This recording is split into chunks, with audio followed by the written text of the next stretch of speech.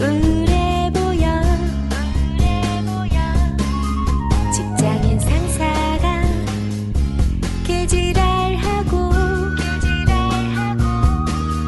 방송인 그네가 개소리하고 그럴 때 라디오 반민특위 들어봐요.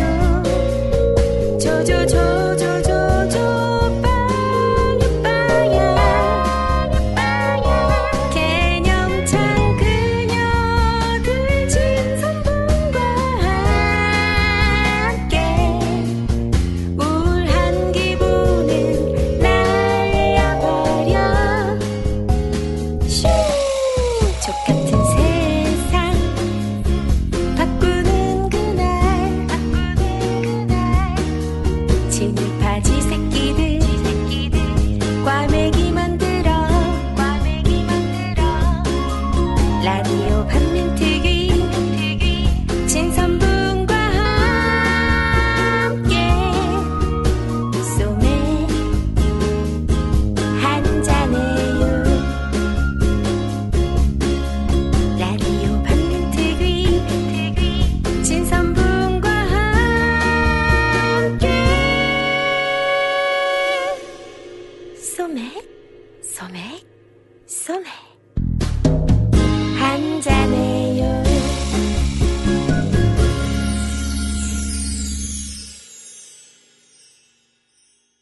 네, 안녕하세요. 막을 수 없는 국민의 수다. 막국수 13회 방송 시작하겠습니다.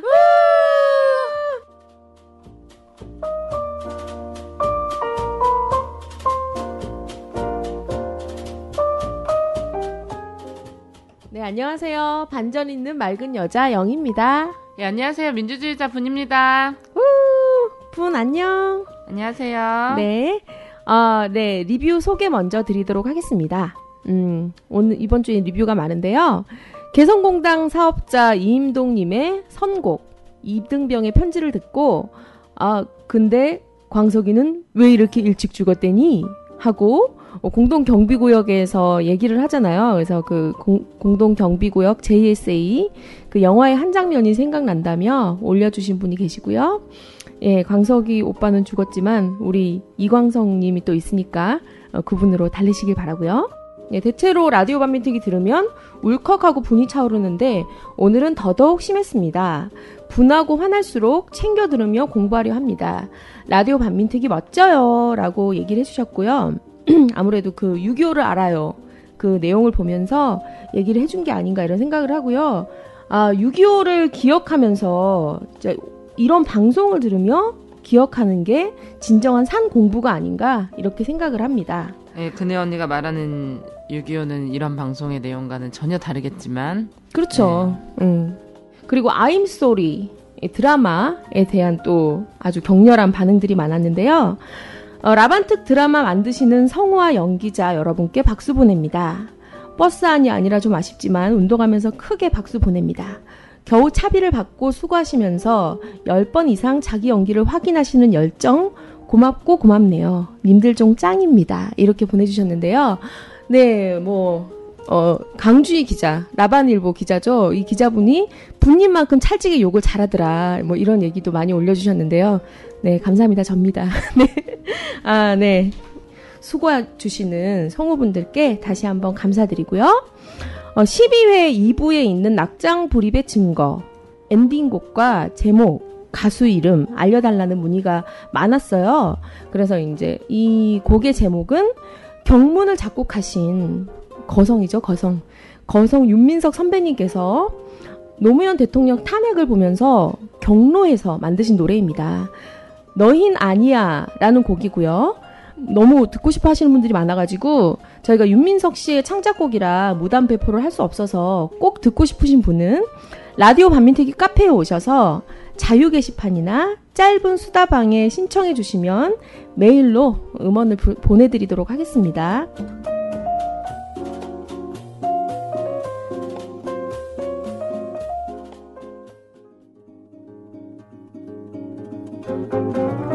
두두아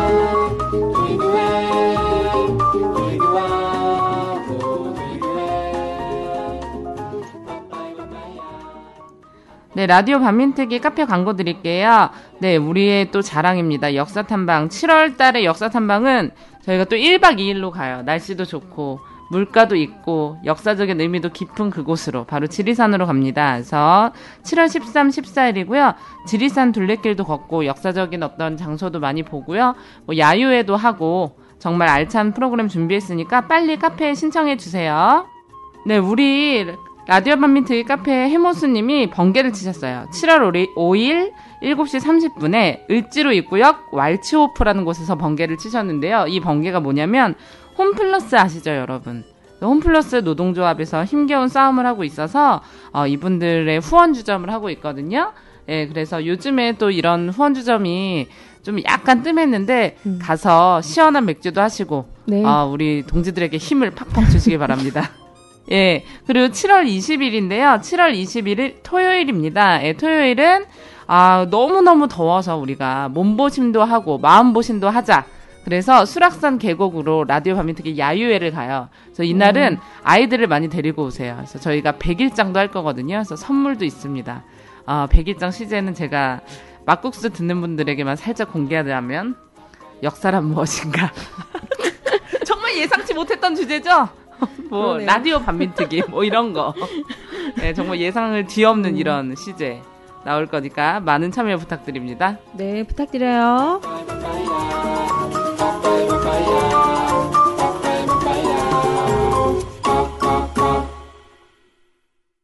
이번 13번째 막국수 초대 손님은 민주사회를 위한 변호사 모임에서 대외 협력 사업을 맡고 계신 박주민 변호사님 모시고 뜨거운 감자죠?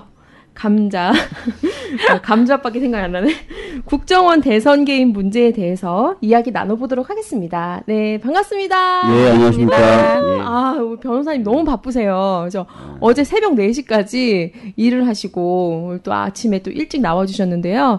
너무 감사드리고요. 저희가 이거 변호사님 딱 보니까 제가 또 DNA법으로 예. 소송을 진행하려고 하고 있었는데 예. 거기서 이제 무료 소송을 진행해주신 변호사님이기도 해요. 그래서- 개인적 친분이 있으신 거죠? 그쵸. 아. 친분이 많이 있죠.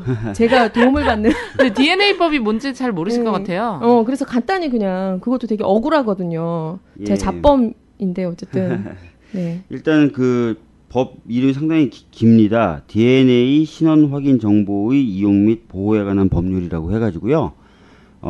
특정한 범죄를 저질렀던 범했던 사람들의 DNA 정보를 채취해서 보관하고 나중에 이제 다른 어떤 범죄가 발생했을 때 그 정보를 이용하겠다 이런 법률입니다. 근데 이제 그 법률 중에 하나가 그 법이 정하고 있는 대상 범죄 중에 하나가 주거 침입입니다. 네, 주거 제가 주거 침입. 침입. 예, 이런 그렇죠. 걸로 그러니까 했는데.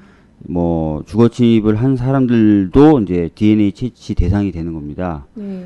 그래서 뭐 좀 요즘에 보면은 이제 주거 침입이라는 게 꼭 어떤 절도나 이런 것들을 위해서 일어나는 건 아니고요. 아시다시피 네. 뭐 희망버스 같은 경우도 그 공장 안에 있는 노동자분들을 만나기 위해서 이제 담을 넘으면. 담을 넘기도 하고요. 쌍차 같은 경우에서도 사실은 쌍차 그 내부에서 이제 파업하시는 분들을 만나기 위해서라든지 또는 지지하기 위해서라도 들어가시거나 이런 경우도 다 주거 침입에 네. 해당합니다. 그래서 최근에는 주로 이제 그런 분들을 대상으로 또 그 DNA 채취를 하겠다 이렇게 가지고 문제가 많이 되고 있고요.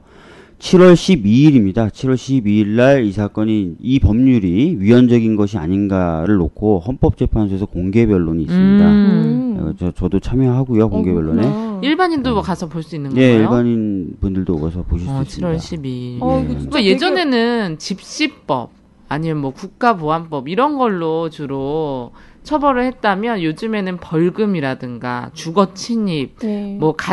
가택 침입, 맞아요. 손해배상 이런 굉장히 많이 걸잖아요.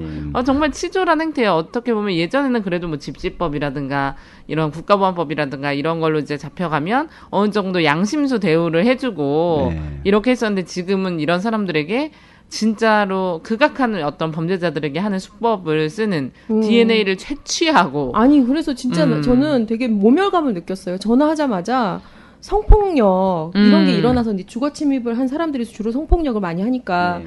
그런 게 일어났을 때 그런 유사 범죄를 저지른 사람들의 DNA를 모아서 한다. 그래서 그건 성폭력 범죄 일어나면 안 되지 않냐. 동의해달라. DNA를 채취해달라. 뭐 이렇게 얘기를 하더라고요. 예. 너무 억울한 거죠. 억울하고 이게 말도 안 되는 그렇죠. 사실은 내용이지 이제 않냐. 어떤 재범의 우려성이 있다고 판단되는 사람들의 그러니까 DNA 채취 자체가 많은 문제가 있지만 그래도 합리적이라고 판단이 되려면 적어도 재범 우려가 있는 사람들의 DNA를 채취하는 게 맞는데요.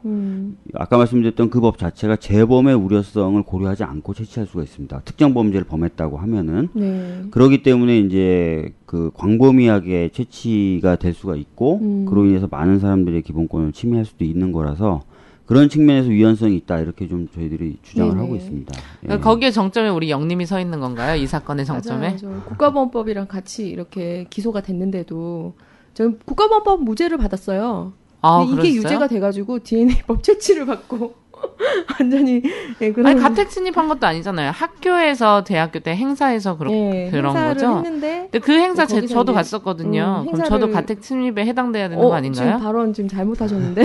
그래요? 아니 거기서 지금 그때 뭐 어마어마하게 사람이 많이 온 그렇죠, 걸로 엄청 많이 알고 왔죠. 있거든요. 수천 명. 그렇죠. 왔는데 영님에게만 가택 침입을 적용했다는 거. 사진 채증 하나 없는데도 제가 또 그런 받았죠. 그날 거기 있었다. 이런 게 증언 하나로 그냥 증언도 뒤에 안 갔다 이렇게 얘기를 했는데도 그냥 넘어가서 이렇게 됐습니다. 헷갈렸다 이랬어야 되나? 예, 그러면 바로 시작해 보도록 하겠습니다. 먼저 국정원 선거 개입 문제에 대해서 민주사회를 위한 변호사 모임, 줄여서 민변이죠, 민변. 예, 맞습니다. 민변에서 왜 나서게 되었나?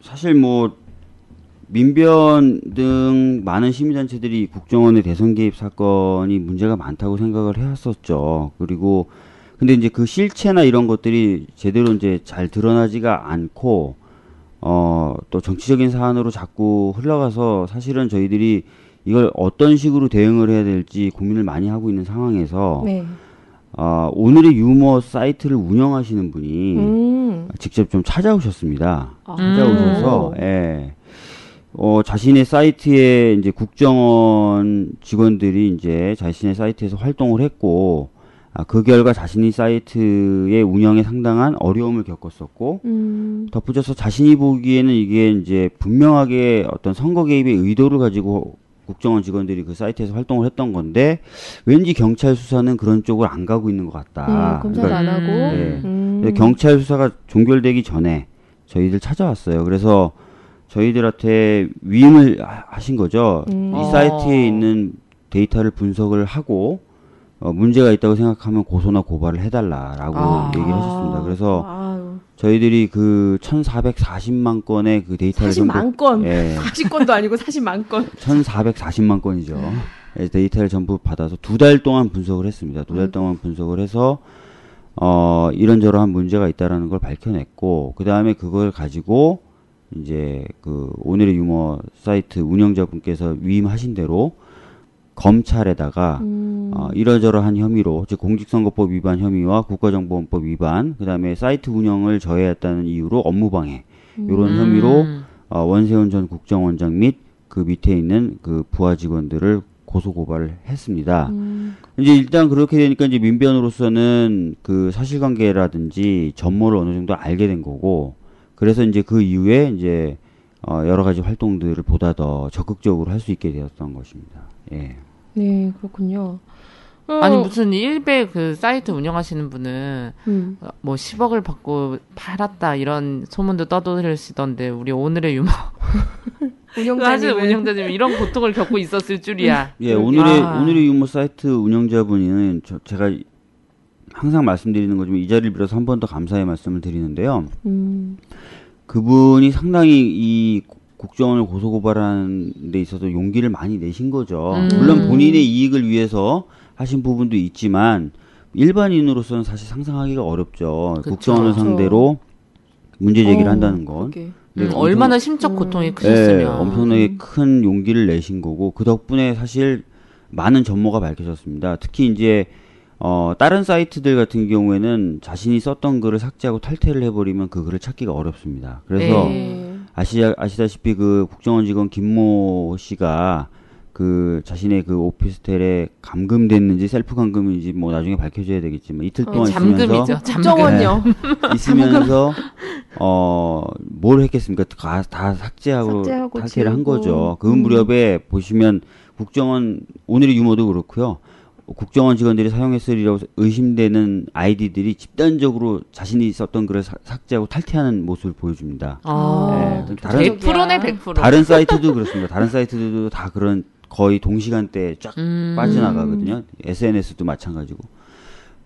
그래서 이제 사실은 대선에 관련된 글을 직접 작성한 거는 선거 개입이 아닌 정치 관여는 그렇게 지었음에도 불구하고 한 1,900여 건이 남아 있어요. 아이고. 근데 다 깨끗이 못 지었구나. 대선 개입에 대한 건 거의 이제 깨끗이 지운 거죠. 거의 깨끗이 지웠는데 오늘의 유머 사이트는 재밌는 게 지우면 이제 밖에서 검색이 안 돼. 삭제된 것처럼. 네. 근데 서버에 그대로 남아 있어요. 와우. 서버에서 게시글 테이블에 있던 게 삭제글 테이블이 옮겨가요. 저희들이 그걸 다 복원을 해서 갖다 줬죠. 이런 아이고. 검찰에. 그래서 73건이 나왔다는데 그게 다 오늘의 유머 사이트에서 나온 겁니다.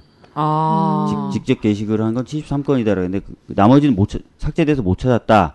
근데 오늘의 유머에서는 73건이 나왔다. 그 이제 수사 보고서에 그렇게 나와 있는데 직접적인 대선 개입을 한 글만 73건이 쓴 나온 거예요. 거죠. 예. 근데 이제 73건이 적다고 이제 새누리당이나 일부 언론에서는 그런데 이런 배경이 있는 겁니다. 다른 사이트에서는 다 삭제하고 탈퇴해 버려서 사라져 버렸기 때문이고 오늘의 유머 사이트는 얘네들은 삭제했다고 마음 놓고 있었는데 테이블에 그냥 남아 있었던 거고 서버에 그냥 남아 있었던 거고 그래서 오늘의 유머 서버에 있었던 것만 73건이라고 생각하시면 돼요. 예. 아이고. 참. 저는 진짜 우습다고 생각했거든요. 국정원이 그렇게 그래도 오피스텔 같은 데서 댓글이나 달고 있을 줄이야. 정말 우습다라고 그렇지. 생각을 했었어요. 근데 이제 인터넷에 떠도는 이제 국정원이 달았던 댓글들 를 막 모아놓은 거. 뭐 이 사람도 국정원이다. 우리 네티즌 수사들도 장난 아니잖아요. 네, 장난 아니잖아요. 깨알같이 또. 뭐 거의 뭐 국정원 능가하는 우리 네티즌 수사대들이 쫙 모아놨더라고. 이 사람이 여기에 이 글을 올렸다. 똑같은 글을 복사해서 어디다 올렸다. 진짜 이런 거 잘 찾아내더라고. 그래서 봤는데 난 좀 우습다고 생각했는데 진짜 그 글을 보면은 동요가 되겠더라고요. 맞아요. 그래서 철저히 일반인인 것처럼 예, 그랬었습니다. 예. 예. 그 글을 보면 나도 기사를 클릭했는데 그런 댓글이 막 달려있으면 여론이 이렇구나. 그리고 이 사람들이 또 굉장히 심리나 이런 걸 많이 공부한 사람들이다 보니까 정말 교묘하게 진짜 이런 거를 너무너무 그냥 일반인이 뭐 문재인 후보가 싫어서 난 박근혜가 좋아. 뭐 이런 게 아니에요. 그래서 정말 아주 교묘하게 막 이렇게 썼고 이 사람들이 어떤 지침을 그 당시에 받았는지가 그것만 봐도 알 수 있겠더라고요. 예. 어쨌든 2달 동안 분석을 하셨으면 되게 진짜 많은 글들을 보셨을 거란 생각이 드는데, 국정원의 정치 개입 문제, 이게 어느 정도 심각한가? 오늘의 유머 그 안에서의 활약상? 이런 것들에 대해서 구체적으로 좀. 그러니까 오늘의 유머는 뭐 이미 저도 여러 차례 말씀을 드렸는데, 오늘의 유머 사이트에서 주로 활동했던 그 국정원 김모 씨의 노트북에서 분석 보고서가 나옵니다. 네네. 오늘의 유머의 운영 시스템에 대한 분석 보고서가 나와요. 거기 보면은 이렇게 돼 있습니다. 그 반대가 4건 이상이면 베스트 게시판으로 못 간다. 그리고 반대가 10건 이상이면 베스트 오브 베스트 게시판으로 못 간다. 네. 이렇게 분석이 돼 있어요. 그래서 결과적으로 그분들은 이렇게 생각하신 거죠. 오늘의 유머란 사이트에서는 직접 글을 작성할 필요 없이 반대를 통해 가지고 이 오늘의 유머 사이트 내의 여론 환경을 충분히 조작할 수가 있다라고 판단하신 것 같아요. 역시. 그리고 진짜 비싼 밥 처먹고 그거 연구한 거구만. 그리고 사실은 거기에 그 오늘의 유머라는 데가 이제 특히 이제 어떻게 보면 공작의 대상이 됐었던 이유가 30, 40대의 젊은 층이 이용하고 특히 야당 성향의 분들이 많이 이용을 하세요. 그런 사이트에 대놓고 이제 사실은 글을 쓴다는 건 오히려 자살행위가 되겠죠. 그래서 결과적으로 반대 행위를 통해서 이제 여론을 조작하는 것으로 마음 먹은 것으로 보이고, 그래서 반대를 한 1467건 정도를 합니다. 저희들이 봤을 때 문제 있는 반대가 1467건 정도가 되는데 그 여자 내용들을 혼자서요?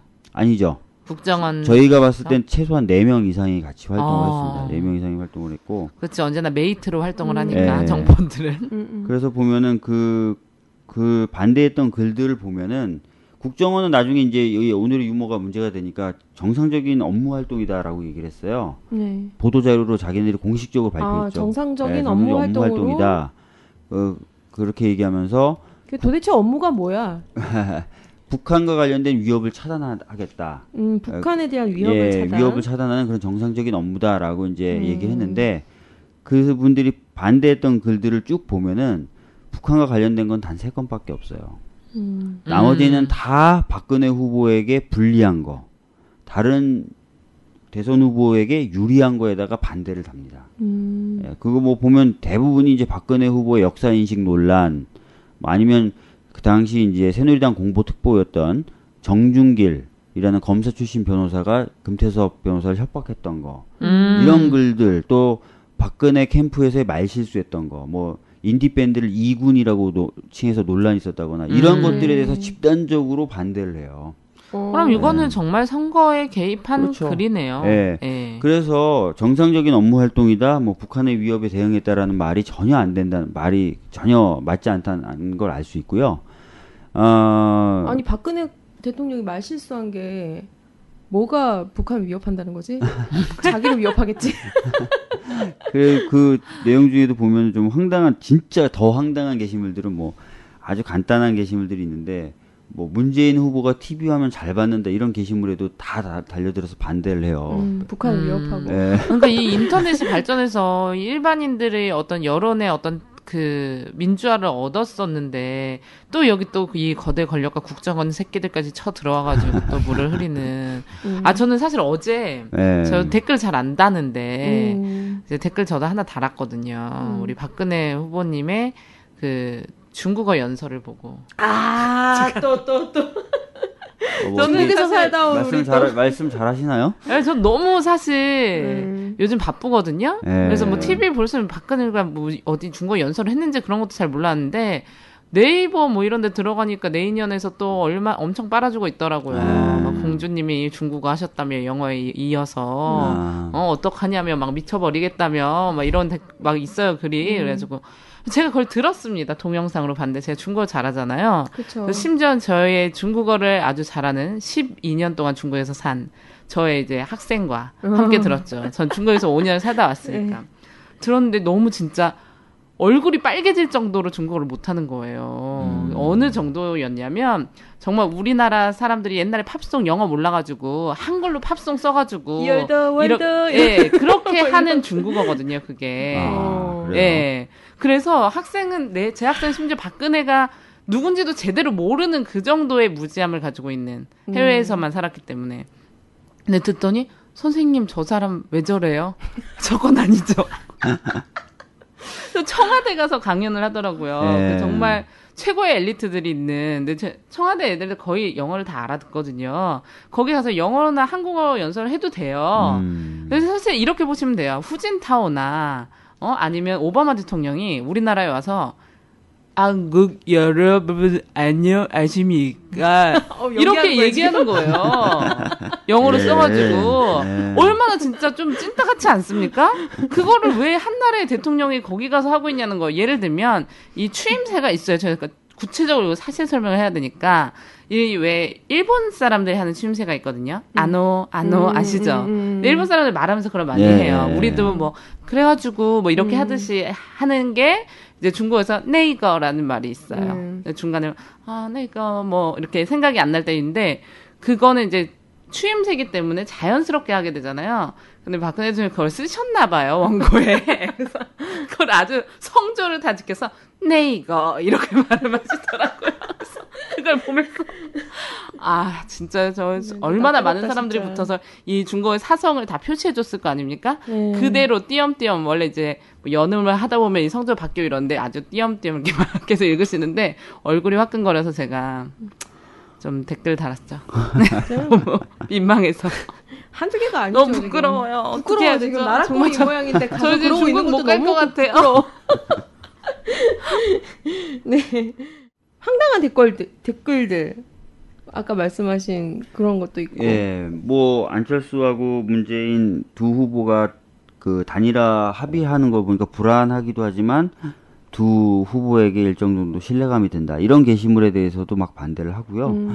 안철수 후보가 내연녀가 있었다는 한번 소문이 돈 적이 있었어요. 목동녀라고 해서 안철수 후보가 타던 자동차에서 내렸다. 근데 알고 봤더니 그 자동차를 부하 직원에게 판 거고 그 부하 직원의 부인이 그 차를 타고 다녔던 거죠. 그 기사가 나왔죠. 나와서 이제 그 기사를 사람들이 이제 옮겨다 붙이고, 그다음에 안철수 뭐 후보 내연녀 뭐 정체가 밝혀져 이렇게 글을 달았어요. 그러니까 내연녀가 아니라는 기사인데 거기 다 달려들어서 반대를 해요. 맞아. 내연녀가 북한을 위협하는 거야. 그래서 이분들이 그걸 이게 정상적인 업무를 했다. 이게 북한의 위협을 차단하기 위해서 했다. 야, 말이 안 되는 거죠. 근데 그거를 이제 진짜 손바닥으로 하늘을 가리려고 하는 거죠. 진짜 이거는 이런 대선 개입을 직접적으로 국가 기관에서 하면서 실제 진짜 몇 퍼센트 차이도 나지 않고 이겼잖아요. 그런 거 보면 충분히 여론으로 이렇게 해서 뒤집을 수 있는 이런 상황이었는데 이렇게 만든 게 진짜 이게 대통령이 얼마 전에 보도 보면은 선거 이틀 전인가 3일 전에 원세훈 전 원장이 직원들에게 약세였다가 우세로 돌아섰다. 우세로 돌아섰다. 수고했다. 우세로 돌아섰다. 수고했다. 이렇게 얘기를 한 그 대화가 공개가 됐었죠. 그거는 이제 뭐 자신들이 했던 게 실질적으로도 선거에 영향을 미쳤다. 엄청난 영향을 미쳤을 거죠. 거예요. 맞아요. 엄청나게 분석을 해보니까 우리가 영향을 미쳤다라고 했기 때문에 직원들을 그렇게 치하했겠죠. 전 국정원이 이렇게 대선을 개입을 했다는 것도 정말 놀라운 일이잖아요. 정말 우리나라 정도의 경제 수준에서 뭐 경제 수준, 민주화 수준을 대변하는 건 아니지만 다른 나라에서 보면 정말 어처구니가 없는 일일 거예요. 근데 더 웃긴 거는 이 사실을 알고도 아직까지 좀 너무 그래도 잠잠하지 않은가 국민들이 이런 생각이 들어서 좀 안타깝기도 해요. 근데 국정은 이것만 한 게 아니잖아요. 뭐 NLL에 대한 그런 것도 지금까지 저는 오늘까지 보고 했다고 생각을 하거든요. 앞으로를 보고 이런 작업을 했다라고 생각이 드는 좀 의심이 되는 것이 NLL을 노무현 대통령이 갖다 바쳤다. 이런 글이 오늘의 유머, 1일 베스트, 일간 베스트 이런 사이트에 엄청 많았던 걸로 저는 그 당시에 기억을 하거든요. 대선에 엄청난 쟁점이었죠. 그렇죠. 대선에 엄청난 쟁점이었고 그걸로 사실은 많은 복지 공약이라든지 이런 부분이 흐지부지 돼버렸었던 그것만 가지고 물고 뜯고 했었던 기억이 있는데요. 어쨌든 그 국정원의 대선 개입 그리고 이 NLL 문제나 이런 게 어쨌든 남북 정상회담에 대한 공개를 실제로 보고한 거잖아요. 그래서 이런 것들이 이 국가의 민주주의의 근간을 흔드는 이런 일이다라고 얘기를 하고 있는데 왜 민주주의의 근간을 흔드는 행동인가에 대해서 좀 법적으로 얘기를 좀 법률적으로 해주시면 좋을 것 같고 그럼 이런 분들을 처벌하거나 책임은 또 어떻게 지게 해야 될 건가 이런 문제들. 일단은 그 국가가 운영되다 보면은 어쩔 수 없이 이제 비밀스럽게 행동하는 정보기관들이 있을 필요가 있겠죠. 네네. 어떻게 보면은 전 세계가 뭐 다 같이 손잡고 행복하게 사는 상황은 아니고 국가 간의 경쟁이라는 것도 있고 하기 때문에 자국의 어떤 이익이라든지 자국민의 이익을 보존하기 위해서 비밀스럽게 다른 나라 모르게 비밀스럽게 움직이는 정보기관이라는 존재가 있을 필요는 있겠습니다. 그래서 전 세계적으로 뭐 이런 정보기관을 두지 않고 있는 나라는 없는데요. 문제는 이런 정보기관들이 자신의 어떤 역할을 벗어나가지고 통치 권력의 어떤 이익에만 복무하게 될 경우에 이익을 위해서만 활동하게 될 경우에 이제 문제가 생긴다는 거죠. 지금처럼 이제 이런 정보기관이 자유롭게 경쟁을 해서 국민의 선택을 받아야 되는 그 정치 세력들 간에 한쪽의 편을 서면서 다른 쪽 상대방을 죽이는 역할을 하게 되면은 국민들은 당연히 선택의 폭이 좁아들게 되고 항상 잘못된 선택을 할 수밖에 없게 되는 거죠. 그렇게 되면 사실은 민주주의라는 시스템이 작동하는 게 아니게 되겠죠. 또 하나는 이런 상태를 넘어서는 경우가 있을 수 있습니다. 계속해서 이렇게 정치 관여를 하게 되면은 넘어서서 어떤 경우가 생기냐면 제가 이제 자주 예를 드는 건데 미국의 FBI 초대국장이었던 제이 에드가 후보 예를 좀 제가 많이 듭니다. 그 후보국장은 초대국장이었으면서 48년간 국장을 해요. 대통령이 8번 바뀌고 뭐 민주당에서 공화당으로 공화당에서 민주당으로 이렇게 정권이 바뀌는 과정에서도 이 사람은 계속해서 그 자리를 지키게 되는데요. 나중에 이제 이 사람이 왜 이렇게 자리를 오랫동안 지켰는지 알고 봤더니 국내 정치인, 미국 국내 정치인에 대한 엄청난 스캔들 정보를 가지고 대통령들하고 직거래를 항상 해왔던 거예요. 자기 자리를 위해서. 그러니까 사실상은 뒤에서 정치를 좌우한 거죠. 예. 만약에 이제 국정원도 계속해서 정치 개입을 하게 되고 정치 정보를 계속 수집하고 축적하게 되다 보면 어느 순간에는 이 특정 권력의 수하를 넘어서서 사실상 모든 권력의 위에 서게 될 수도 있어요. 조종하게 되면. 예. 그렇게 되면은 진짜 국민들이 아무리 공을 들여서 대통령을 뽑는다 하더라도 모든 대통령이 국정원장의 마음에 따라서 움직이게 되는 꼭두각시가 돼버릴 수가 있고 그렇게 되면은 민주주의라는 건 그 당시부터 그때부터 없게 되는 거죠. 중정이 예. 생각나네요. 대통령과 중정. 법 위에 국정원이 있는 나라가 예. 되는 거예요. 사실은 우리가 노무현 대통령 때는 무슨 얘기를 했었었냐면 검찰공화국이다라고 했을 정도로 검찰이 통제 안 받고 무소불위의 권위를 휘둘렀었죠. 지금은 뭐 어떻게 보면 나중에는 국정원이 그렇게 될 수도 있고 이미 그렇게 됐을지도 모르고요. 하여튼 그런 것이 도래하지 않도록 해야 된다는 건데 지금 보여주는 사태는 이제 그렇게도 갈 수도 있다. 국정원이 그런 걸 보여주는 거라서 민주주의를 흔드는 것이다. 이렇게 지금 저희들은 얘기하고 있는 거고요. 이게 이제 국정원법이나 예. 이런 데 이제 보면 있는 거에서 어떤 정당이나 예. 이런 문제에 관여할 수 없게 돼 있는데 있죠. 예. 국정원법 어디를 뒤져봐도 국정을 홍보한다든지 예. 국내 정치에 영향을 미쳐라라고 돼 있는 조항이 아무데도 없습니다. 영향 미쳐라. 예. 근데 이제 새누리당이나 이런 분들 보면 국정원이 그 정도는 해야 되는 거 아니냐, 뭐 또는 국정원인데 그것도 못해 이렇게 얘기를 하시는 분들이 있는데 큰일 날 생각이에요. 그런 생각을 갖고 있다는 게 국회의원들이 예. 법을 모르는구만. 법에 그런 내용이 없을 뿐만 아니라 철저히 금지하고 있어요. 근데 그거를 뭐 당연히 해도 되는 거 아니야라고 얘기하는 게 저는 정말 공포스럽더라고요. 유신시대인 줄 알아. 예, 어떤 생각을 갖고 있는지를 알 수 있는 거죠. 그분이 아니 정권을 잡았으면 국정원 그렇게 이용해도 되는 거 아니야? 뭐 그렇고 당연히 해도 되는 거 아니야? 이렇게 생각하신다는 거잖아요. 그래서 그런 부분에 있어서는 좀 각성이 좀 빨리 필요하고요. 예. 하여튼 그래서 국정원법에는 국내 정치 개입을 엄격하게 금지하고 있는데 이번에는 보면 그런 거 다 위반한 거고 그런 거죠. 철저히 하여튼 밝혀져서 처벌이 돼야 됩니다. 예. 그 NLL이나 이런 것들을 밝힌 것도 예. 사실 뭐 30년간 이걸 남북 정상이 회담한 거는 밝히지 못하게 돼 있는데 이거를 다 까고 그다음에 이거를 뭐 김무성 선대위가 얘기했던 내용이나 지금 이제 국정원이 발표한 내용이나 거의 뭐 토시 하나 안 틀리고 이렇게 진행되는 이런 거는 서로 뭐 협의하고 했다는 게 사실 명백한 건데 뭐 조금 틀려요 이렇게 나오더라고요. 보니까 다 맞진 않아요. 조금 틀린데. 누가 우리나라랑 정상회담 하겠습니까? 그렇지. 나 이제 중국 가서도 그게 너무 민망해. 아니 그리고 저는 이거 자체가 정말 너무 잘 짜진 판이라고 생각해요. 새누리당에게. NLL을 쟁점을 시켜냈다는 것 자체가 얘네들은 어마어마한 성과예요. 그렇죠. 사실 이제 저희가 이제 라디오 반민특위에서도 NLL에 대해서 했지만 NLL은 논란거리가 사실 되지 않아요. NLL이 언제 우리나라의 뭐 영토선이다. 이거는 80년대까지만 해도 주한미군도 그렇게 이야기하지 않았던 선입니다. 사실. 그런데 여기에서 사실 저는 좀 민주당이 미온적으로 대처를 하면서 전반적으로 말렸다고 생각하거든요. 민주당 참 답답하죠. 사실 대화록에 대해서 그냥 지금처럼 문재인 의원처럼 네. 뭐 하자 책임지겠다라고 오히려 나섰으면 별거 아니었을 문제인데 자신네들이 지레짐작으로 겁을 먹어가지고 마치 막 뭔가 엄청난 게 있는 것처럼 자기네들이 그렇게 굴어버렸잖아요. 그러니까 이제 맞아요. 국민분들이 보기에는 정말 뭔가 대단한 게 있나 보다라고 자꾸 생각하게 되고 그래서 마치 메카시가 흔들었던 빈종이 같은 역할을 그렇죠. 해버렸어요. 예, 저도 그렇게 생각을 하거든요. 그리고 또 개소리 하고 있더라고요. NLL을 적극 사수하겠다. 민주당에서 이런 이야기를 하고 있어요. NLL을 왜 사수합니까 지금? 네. NLL을 쟁점이 아니게 만들어야 되는데 지금 NLL을 사수한대요.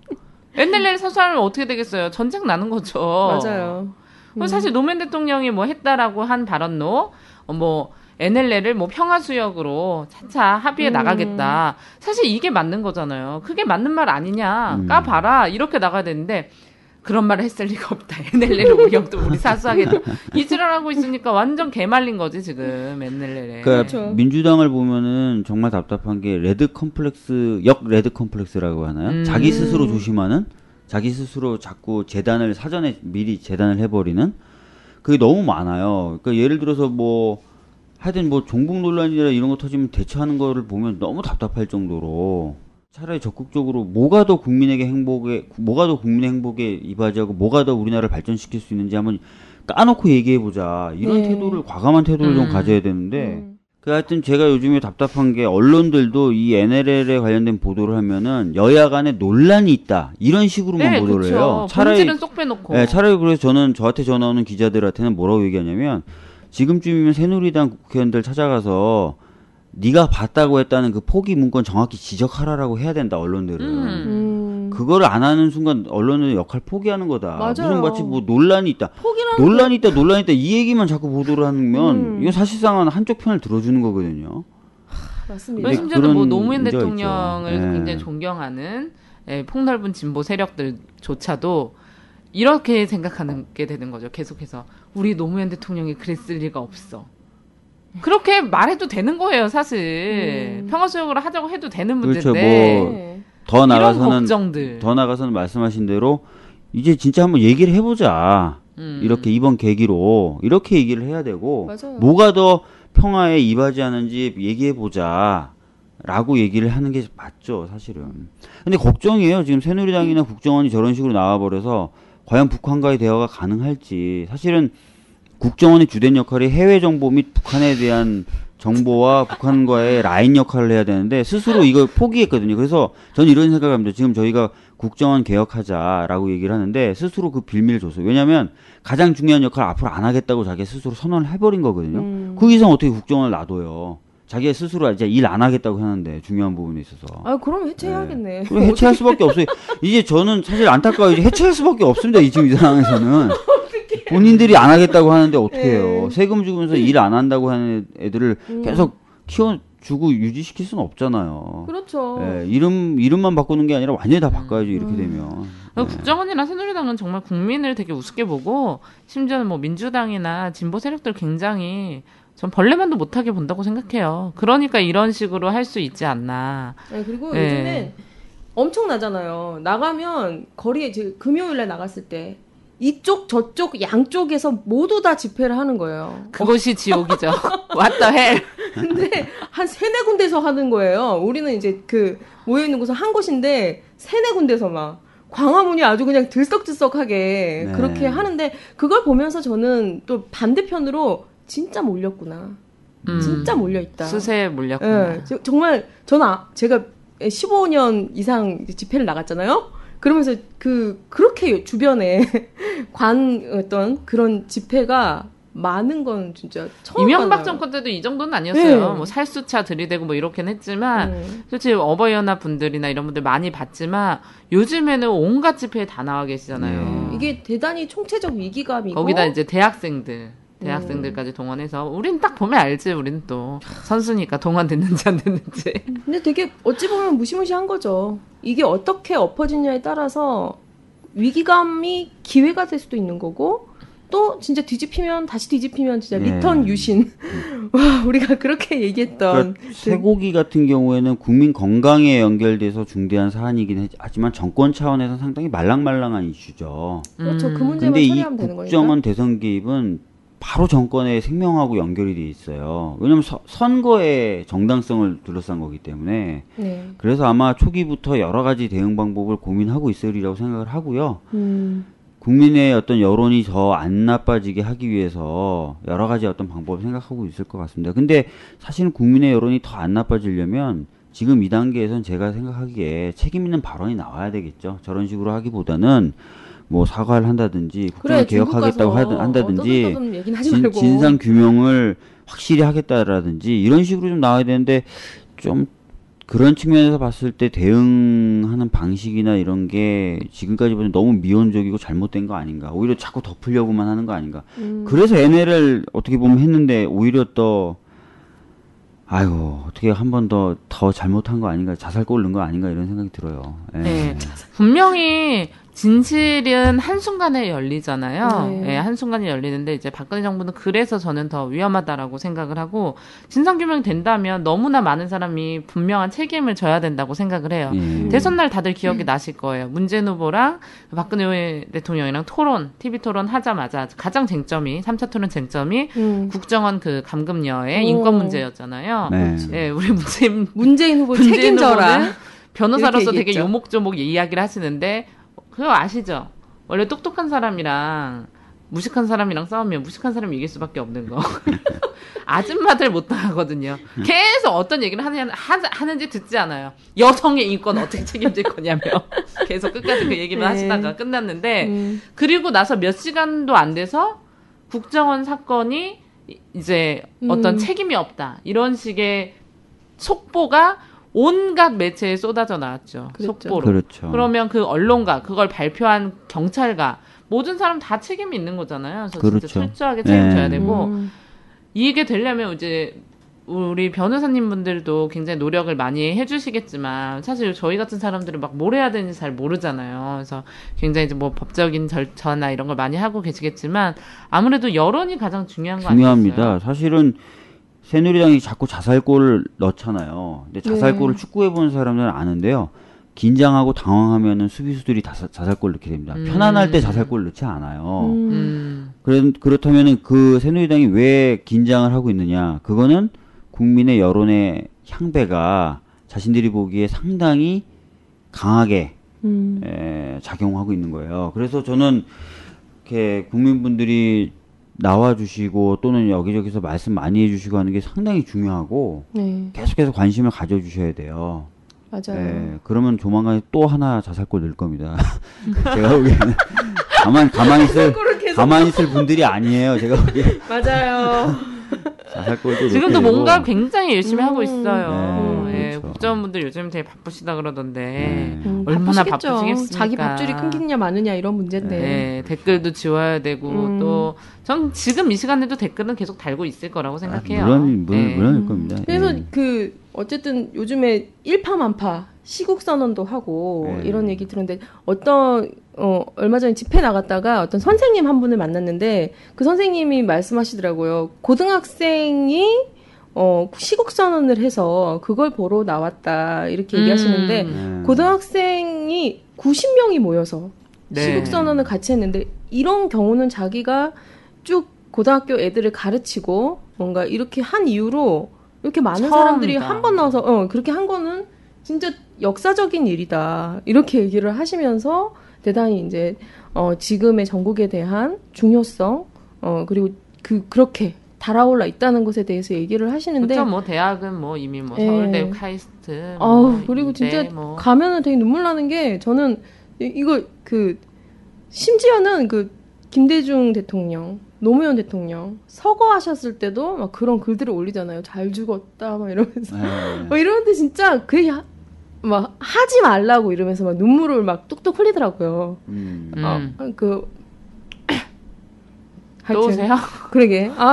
되게 분하더라고요, 진짜.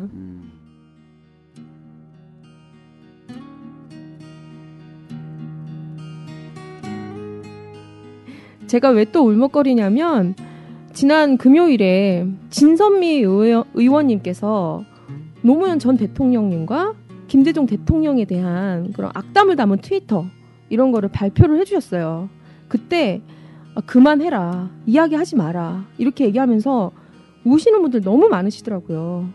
진짜 그런 분들의 감정이랑 제 감정이랑 똑같지 않은가 이런 생각이 들어요. 예, 너무 듣기 싫은 얘기지만 녹음된 거 한번 들어보시죠.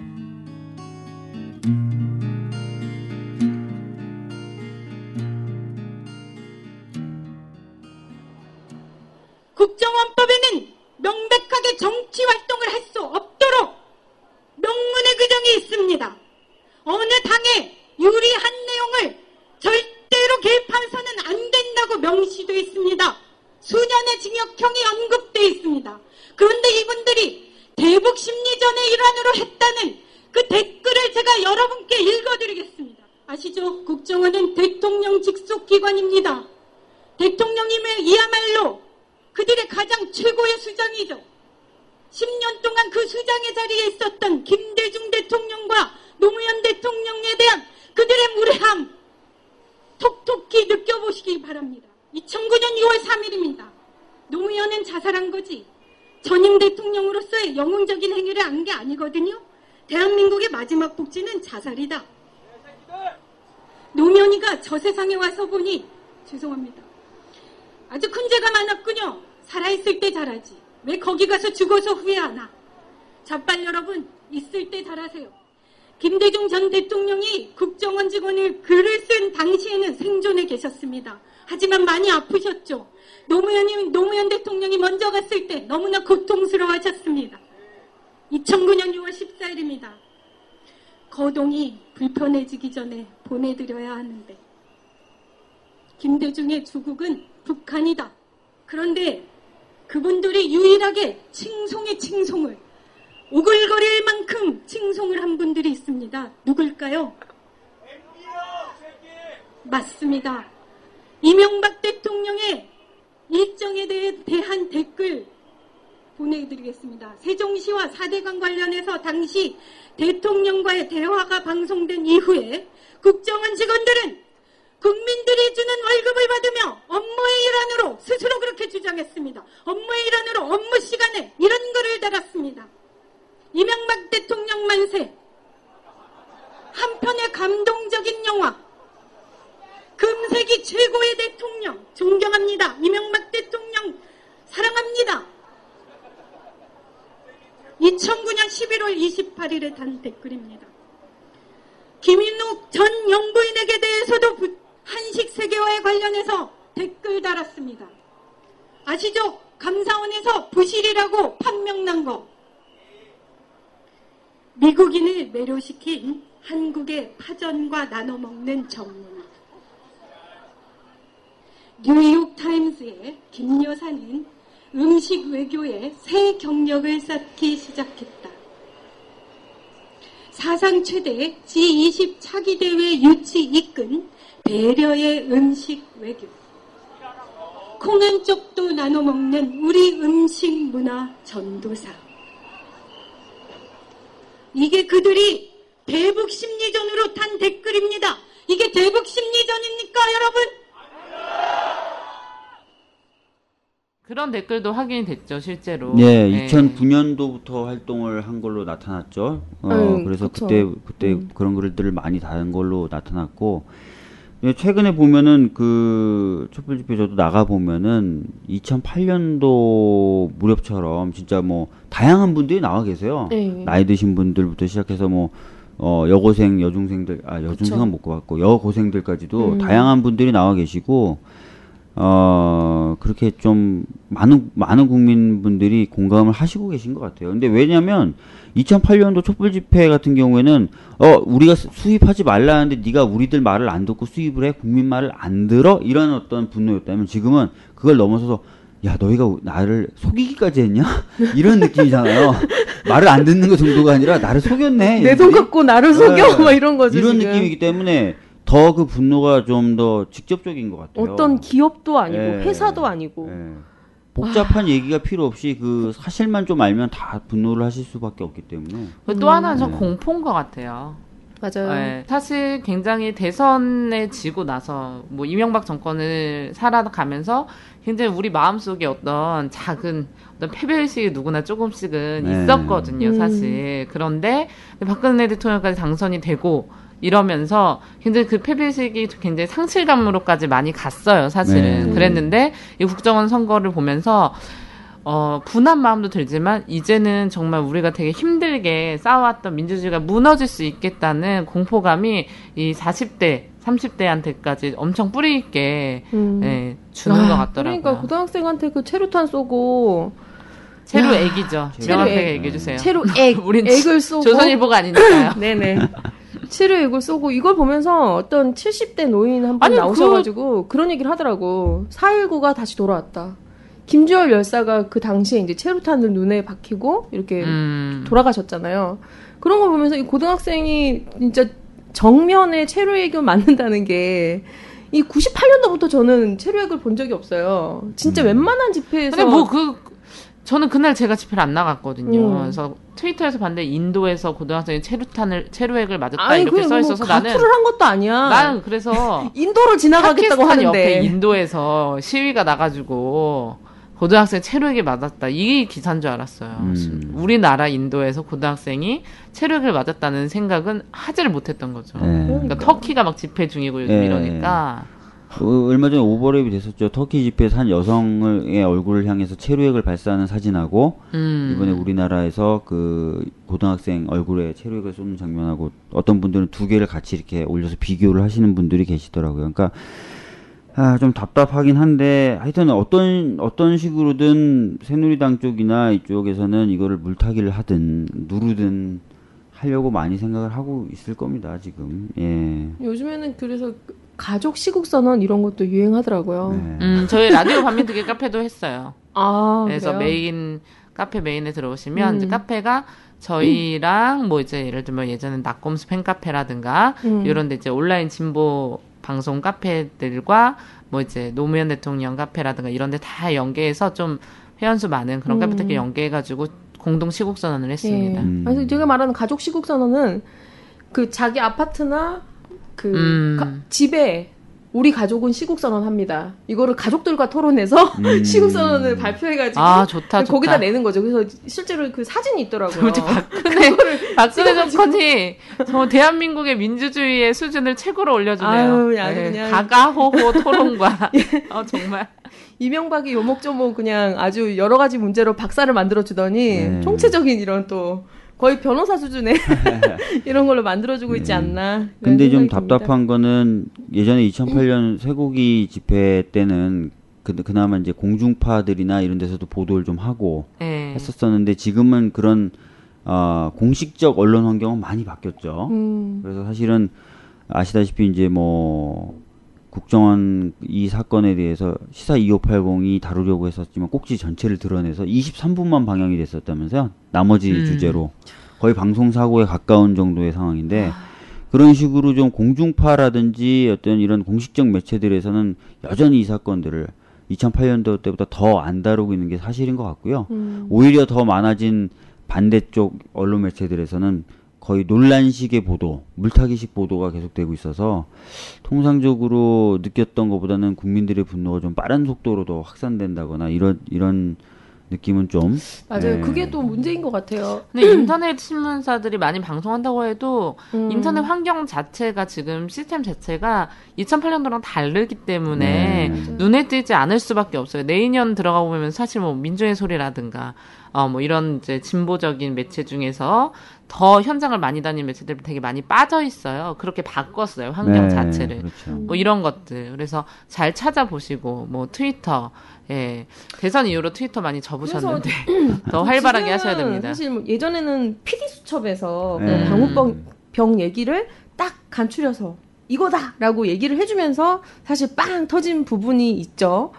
근데 지금은 사실 그런 언론 역할을 할 수 있는 곳이 많이 없기 때문에 진짜 여러분들이 여기 팟캐스트 들으시는 분들이 입이 되고 손이 되고 방송이 되고 서로가 그렇게 팟캐스트들을 많이 후원해 주셔야 돼요. 그래서 뭐 국민TV나 라디오 국민TV나 요즘 펑금이 많이 안 들어오더라고요. 많이 후원해 주세요. 이렇게 자본주의 사회에 돈이 없어서야 진실 보도를 할 수가 있어? 돈 있는 자 돈으로, 지식 있는 자 지식으로, 힘 있는 자 힘으로 다 나와서.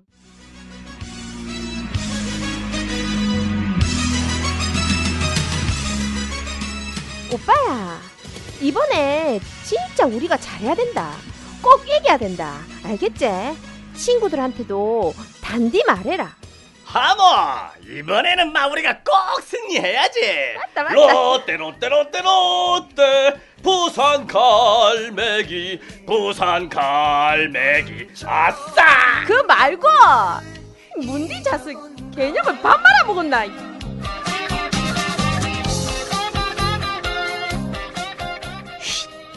짜증내지 마세요.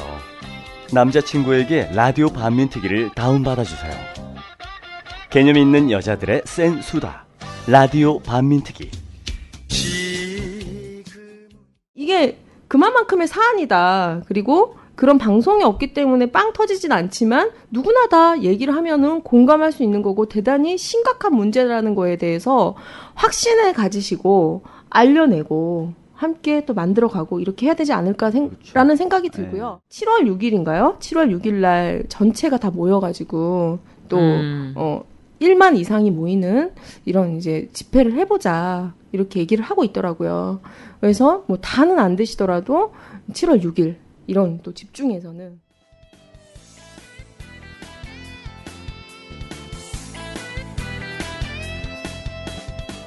7월 6일까지 국정원 규탄에 대한 실천 내용들에 대해서 좀 여러분에게 독려 말씀드리고 넘어가도록 하겠습니다. 먼저 매일 저녁 7시 청계광장 동아일보사 앞 시민 촛불을 지킵니다. 꼭 매일 저녁 7시 촛불을 들러 나오시면 좋을 것 같고요. 그리고 또 하나 집집마다 우리 집 시국 선언 이렇게 해서 현수막을 달고 인증샷을 찍어서 SNS에 올리는 이런 활동도 하고 있다고 합니다. 이 현수막은요. 촛불 현장에 나오시면 5,000원에 판매한다고 해요. 그래서 주변에도 독려를 해주시고 그리고 나도 시국선언을 하자. 그래서 트위터에 140자 이내에 그런 시국선언을 진행하자. 해시태그를 샵 달고 국정원 해체 아니면 국정원 이런 형태로 달아서 해시태그를 달아서 시국선언을 해주시면 좋을 것 같습니다. 그리고 7월 6일 범국민 대회에 꼭 참가하자. 어디로 정해졌냐면 시청역 광장에서 6시부터 1만 이상이 집결하는 그러한 범국민 대회를 진행하자. 이렇게 시국회의에서 결정이 됐다고 합니다. 그래서 여기에 모든 사람들 다 환영한다고 하니까요. 꼭 이날 참여해서 국민의 힘이 얼마나 무서운지 꼭 알려내고 우리 라반특 식구들도 많이 참여했으면 좋겠고요. 그리고 가능하면 이 5,000원짜리 우리 집 시국선언 현수막은 저희가 좀 받아와서 카페에도 판매를 할 수 있게 이렇게 노력을 해보도록 하겠습니다. 네, 많은 참여와 관심이 우리나라의 민주주의를 살립니다.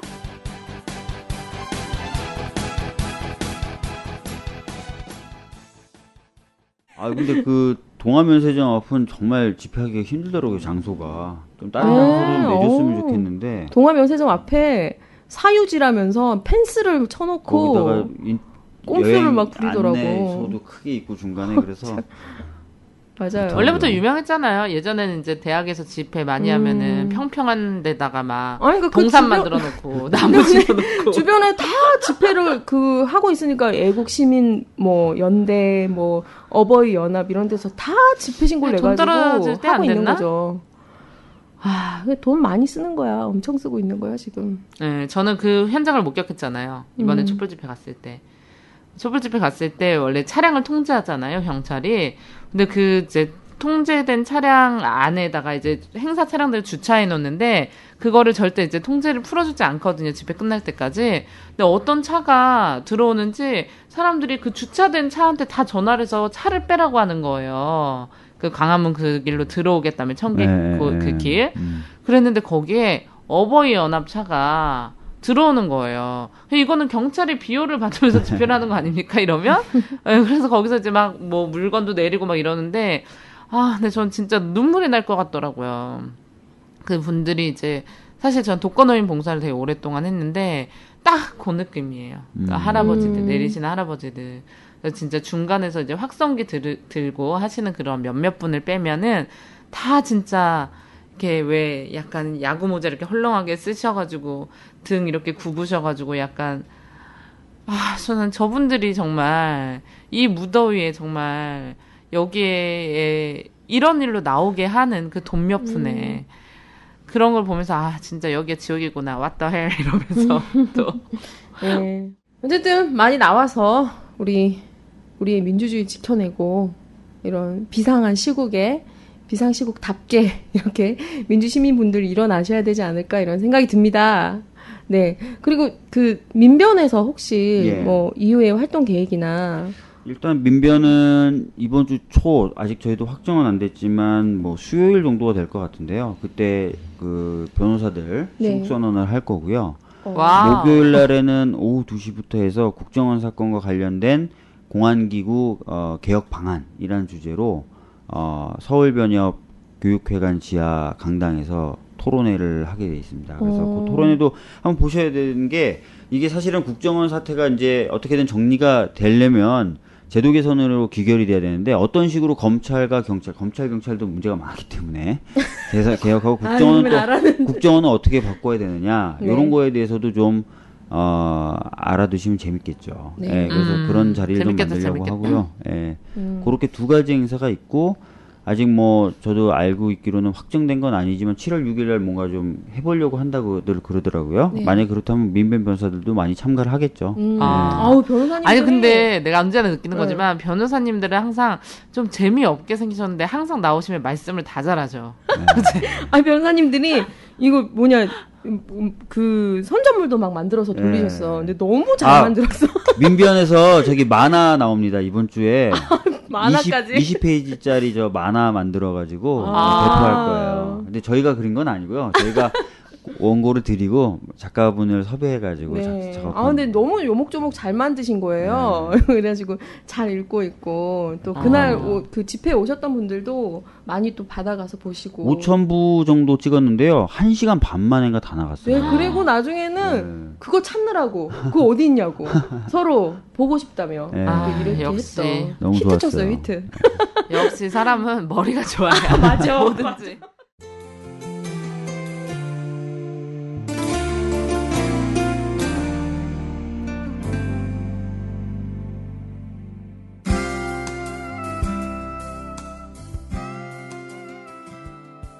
오늘 뜨거운 감자 국정원 대선 개입 문제와 국기문란 사건에 대해서 얘기를 나눠봤는데요.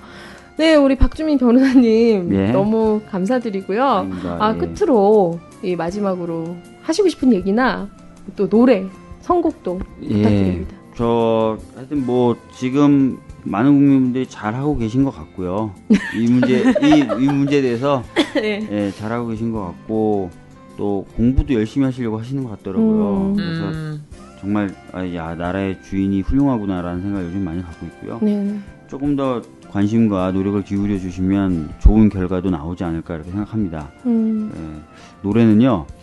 요즘에 보니까 그 풍문으로 들었어라는 노래를 대사에서 많이 부르시던데 그 노래 같이 들으면 재밌을 것 같습니다. 네. 변호사님 진짜 좀 피곤해 보이시는데 화이팅 하시고 예, 또 우리 촛불 집회 가서 만나면 반갑게 안녕하도록 하겠습니다. 예. 그러면 우리 풍문으로 들었어. 예, 개사곡이죠.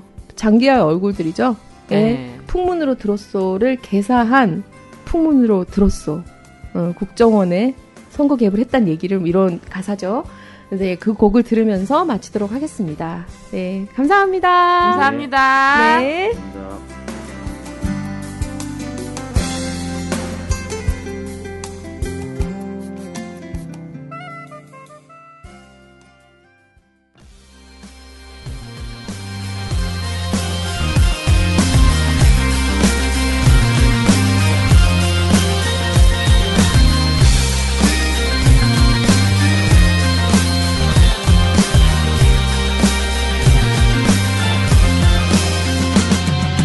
MB 없는 나날들이 그 얼마나 괴로웠나. 징역살이 생각하니 이 밤 따라 슬퍼지네. 대선 개입 들켰을 때 원세훈은 다짐하며 혼자 죽지 않겠다며 청와대에 기대 보내. 국문으로 들었어. 원세훈이 대선을 개입했다는 그 말을. 국문으로 들었어. 김용판이 수사를 왜곡했다는 그 말을. 하루 이틀 지나가고 국정원 진실 알았을 때 국민 분노 가득 담아 청와대로 보내주리. 국문으로 들었어. 국문으로 들었어.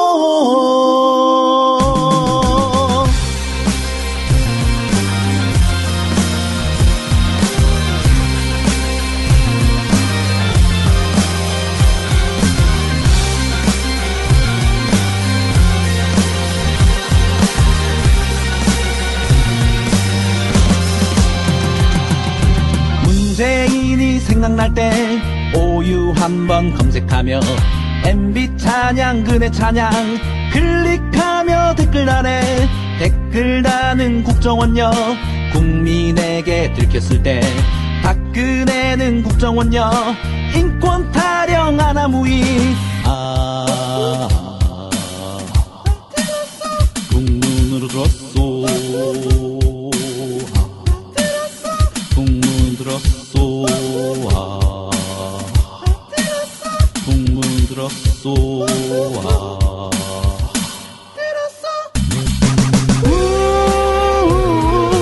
국문으로 들었소 박근혜의 당선이 이상하다는 그 말을 국문으로 들었소 국정원이 대선에 개입했다는 그 말을